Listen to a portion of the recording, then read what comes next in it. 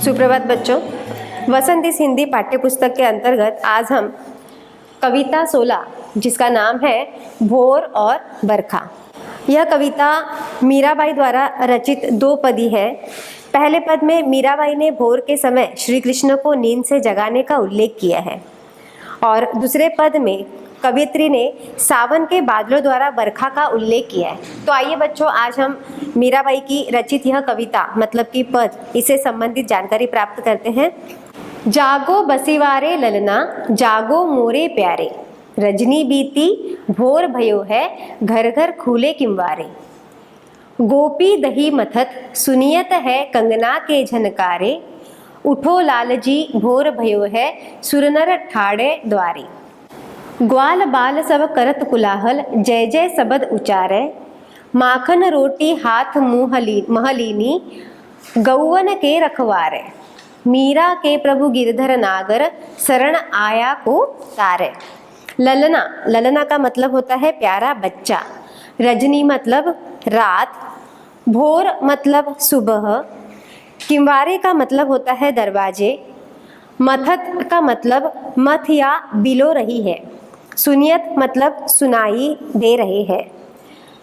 सूर मतलब देवता। नर मतलब मनुष्य। ठाड़े मतलब खड़े। द्वारे मतलब दरवाजे पर। ग्वाल बाल मतलब ग्वालों के बच्चे।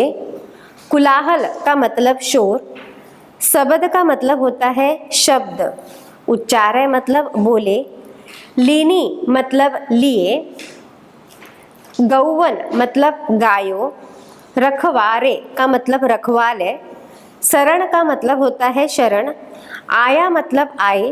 तारे मतलब उद्धार करे। तो इस कविता में, इस पद में मीराबाई कहना चाहती है कि माँ यशोदा अपने प्रिय लाल कृष्ण को जगाते हुए कहती है कि वे वंशी वाले प्यारे कान्हा, जागो, रात बीत गई है और सुबह हो चुकी है। घर घर लोगों ने दरवाजे खोल दिए हैं।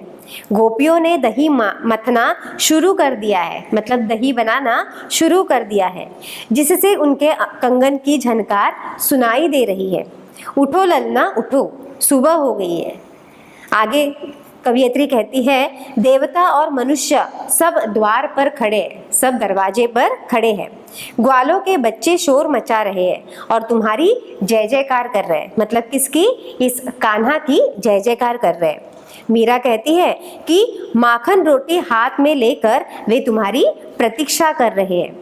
गौओं की रक्षा करने वाले मेरे गिरधर नागर, मतलब किसकी रक्षा करने वाले?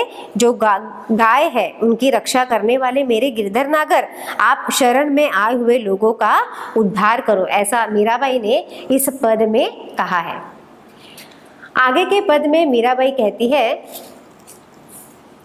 बरसे बदरिया सावन की, सावन की मन भावन की, सावन में उमग्यो मेरो मनवा, भनक सुनी हरि आवन की। उमड़ घुमड़ चहुदीस से आया, दामिन दमके झर लावन की। नन्ही नन्ही बूंदन मेहा बरसे, शीतल पवन सुहावन की। मीरा के प्रभु गिरधर नागर, आनंद मंगल गावन की। बदरिया, बदरिया का मतलब होता है बादल। मन भावन, इसका मतलब होता है मन को अच्छी लगने वाली। उमग्यो का मतलब है उमंग से भरा हुआ। मेरो मतलब मेरा। मनवा मतलब मन। भनक का मतलब है आभास। हरि मतलब प्रभु। आवन मतलब आने। चहुदीस मतलब चारों दिशाएं। दामिन मतलब बिजली। दमके मतलब होता है चमके। झर लावन की, झर लावन की मतलब झड़ी देने वाली और शुभ।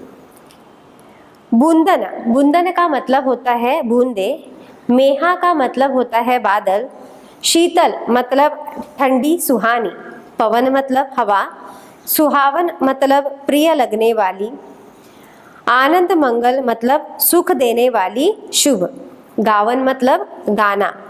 तो इस पद में मीराबाई कहती है, सावन के महीने में मन मोह लेने वाले बादल बरस रहे हैं। ऐसे में जब से श्री कृष्ण के आने की आहट मेरे कानों में पड़ी है, तब से मेरे मन में उमंग भरी है। बादल उमड़ उमड़ कर चारों दिशाओं से आ रहे हैं, बिजली चमक रही है और वर्षा की झड़ी लगी हुई है। मतलब कि चारों दिशाओं में बादल बरस रहे हैं और बारिश हो रही है। बादलों से नन्ही नन्ही बूंदें बरस रही है और ठंडी सुहानी हवा बह रही है। मीराबाई आगे कहती है अपने प्रभु से, गिरधर गोपाल के आने की खुशी में उन्हें सुखद और मंगल गीत वे गाना चाहती हैं। तो मीराबाई जो थे वे श्री कृष्ण के भक्त थे और वे श्री कृष्ण के बारे में बहुत उन्होंने ऐसे पद लिखे हैं क्योंकि वे उनके भक्त थे, उनके गीत भी उन्होंने गाए हैं। तो इस तरीके से मीराबाई जो थे भक्त होने के कारण उन्होंने कृष्ण से संबंधित और भी पद लिखे हैं। तो इस दोनों पद में हमने देखा है कि श्री कृष्ण के बारे में उन्होंने बहुत अच्छी तरीके से इसमें वर्णन किया है। तो इसी तरीके से यहाँ पर यह कविता जो है समाप्त होती है। धन्यवाद।